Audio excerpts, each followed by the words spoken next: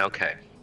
So we are going to shift our attention back to the main quarter, where Devren is entering a tavern. And the name of this tavern is the Exclusive Panther. This bar is in the noble quarter, so it is an upscale establishment. You walk up to the door, and there is a line for people to get in, and it goes around the block and like almost wraps around the building. You were told by a mutual dwarven friend that you might want to stop by this place if you're in town. Okay. Oh, I'm so sorry. I need to help you. Okay, so at this point, you can kind of tell me like the ball's in your court. So, What's the friend's name? so his name is Karul Giant Shield, Cruel Giant Shield. and he runs a tavern in Phandalin. Okay, so I walk up to the front of the line. There's like a bouncer there, right? Mm-hmm. Mm-hmm. Okay, so I want to be like, hey, Karul's expecting me.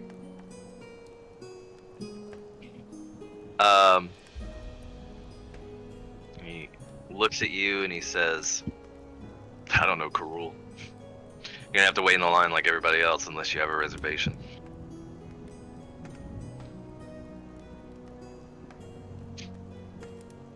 Okay, but I would know if Karul owns. Does he? What do I know about Karul again? Karul owns a tavern in Phandalin. He does not own this establishment. This tavern. Oh, I see. He just told you that you should swing by this place if you're in town. And this is your mutual dwarven friend that kept you on the DL while you were running from your Sundre girlfriend. Well, listen. Karul knows you, and if you don't let me in, might not end up so great. Can I roll persuasion? Yeah, go for it. Okay. Oh wait, no, it's not plus, because I'm rolling persuasion, right? Yeah. So let's see. Let's see if you did that right. So wait. So because of Eloquence, Bard, Silver Tongue, anything below a 10 is a 10, or yeah, and then plus 8 because expertise in that, right? Oh damn! It actually does specify. It says that you can treat the D20 roll of 9 or lower as a 10. So yeah, no, damn, that is amazing. That is so OP. It really is. But I'm gonna, he at first he kind of looks at you and he goes to say like, "Listen, told you, I don't know a," and then he kind of looks at how you're dressed and he goes, "You know what? I'm not gonna lie to you, sir. I've only been here for like 2 weeks, and I've been making a lot of mistakes. I came from the slums, so like my honest default is to just kind of like go to bad cop. You know what I mean? I'm sorry, sir. I'm not trying to get fired, so just like, can we just not make a big deal about this? What's the name that your reservation's under, and I'll point you the right way." No, I have to bullshit him again. Oh, you know. Listen, mistakes, we make them all the time. Let's just not focus on that. And, you know what? I think I got it from here. Can I roll again for persuasion? To not give him a name, basically? Yeah, you can try. Okay, so it's plus 8. Okay. So he wants to. He really does. He's like, I really want to. Like, I really do, but I'll get in a lot of trouble with the owner if I don't get your name before you come in. That was part of the contract. I have to get a name, and I don't. Like I said, I can't lose my job. I got kids, man. So like, I just need your name, and then once I get the name, you can come right in. No questions asked. Okay. All right, well, maybe it's on there. It should be something like "Friends of Old Majestic Who didn't go far or something like that. And I roll. I'm gonna do a deception on him. Be like, it might be spelled wrong.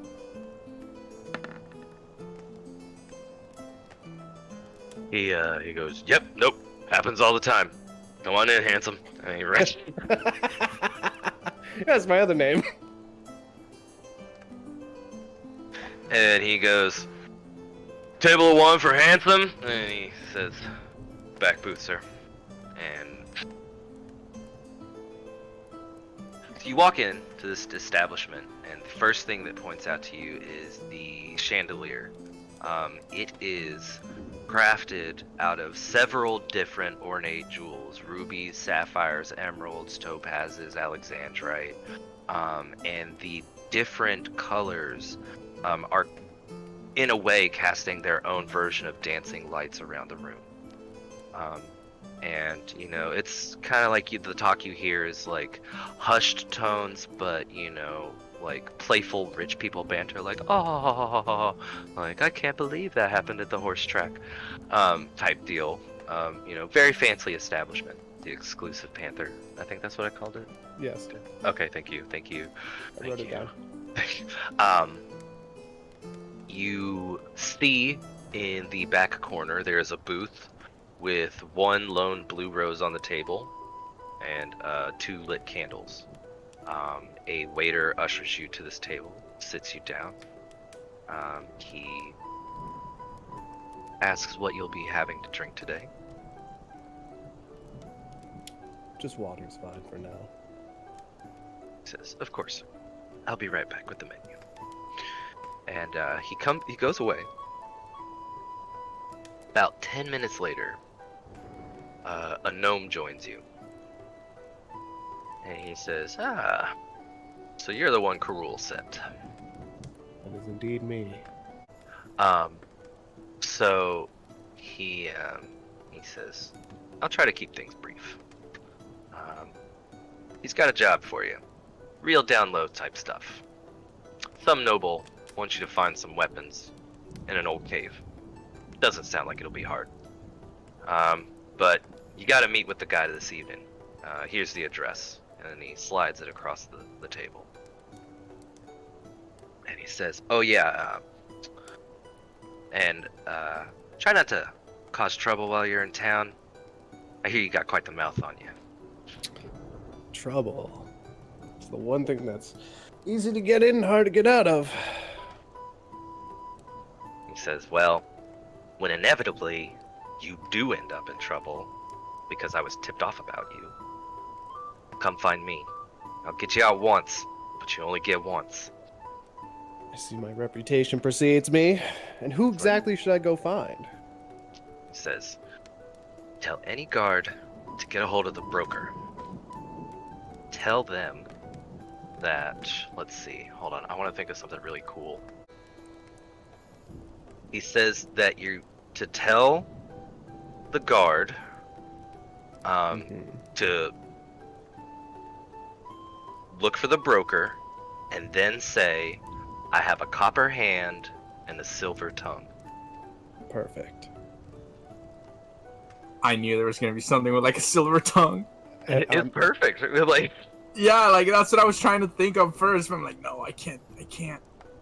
and all the while he's talking to you, he has several different butlers come by, and you asked for water, but he poured sparkling wine for you instead. And he poured himself a glass and different like fancy cheeses, fruits like grapes, cut up mangoes, and like dried meats, like, you know, different fancy shit just keep coming to the table. He tells you a bit about the town that you're in.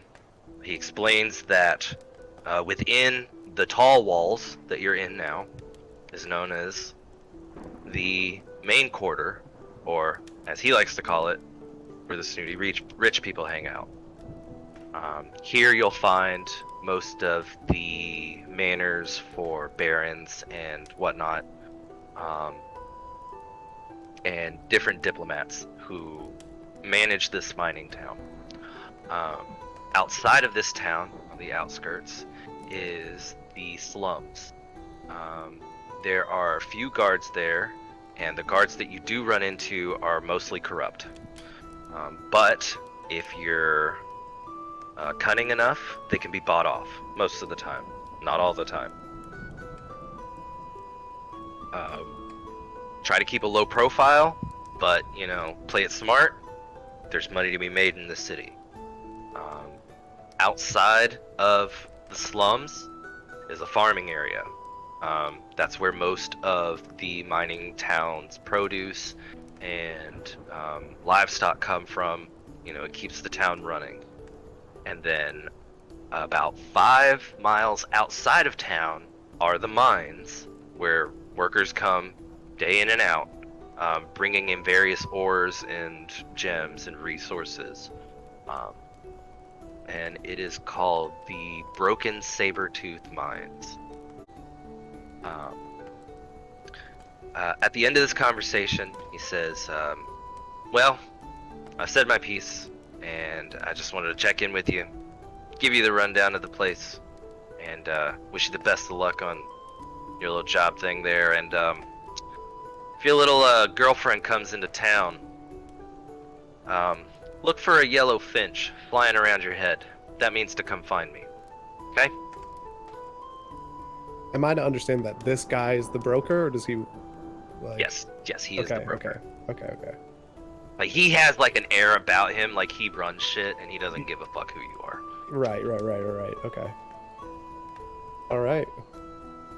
Well then. He goes, one last thing. Your buddy wanted me to give you a gift. And then he snaps his fingers 3 times and waves over a butler who's been standing by with a parcel. Now, whatever this is, it's square in shape, but it is wrapped in cloth. And then there's a leather cord with alexandrite beads that hold it like tied shut. And he says, your friend said you're the fancy type, so I'm sure you'll get a kick out of that. Eat anything you want, it's on the house, but next time you come in, you're paying for your own meal. And he hops down and he says, and you tell anybody about me, I'll make it look like an accident. And then he walks off. Okay. All right. The first thing I'm going to do is I'm going to get one of the butler or the waiter's attention and be like, listen, I don't know what the most expensive thing is here, but I want it. He says, this happens all the time. We're already preparing it for you, sir. We're Love already that. preparing it. Top-notch service. Love this. And then if he's not around, because I don't want to open this thing with anyone looking. He's not. He left. He's Okay. He took off and he's got like within like minutes he was out of sight. Like, All right, cool. So I go ahead and open the cloth-wrapped box. It is a set of glamour studded leather. Ooh. So what this does is basically a bard's best friend.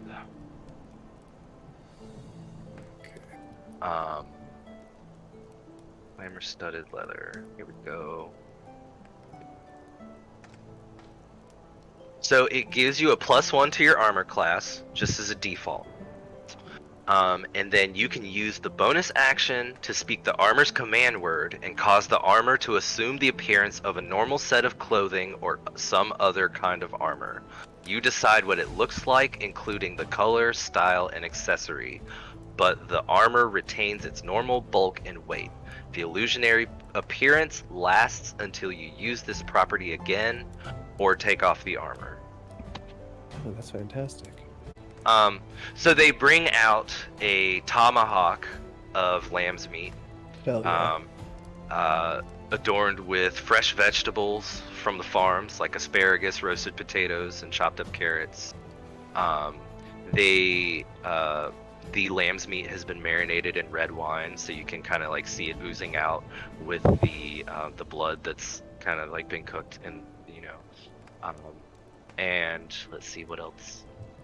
They bring out a loaf of bread, fresh butter, and they top off your sparkling wine, and they say if there's anything that anything else that you'd like, please feel free to summon a butler, and they leave a little bell on your table to ring for when you want service.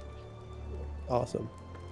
Okay, I'm going to enjoy my meal, and after, I guess I'll figure out what the address on this note he gave me is. Beautiful.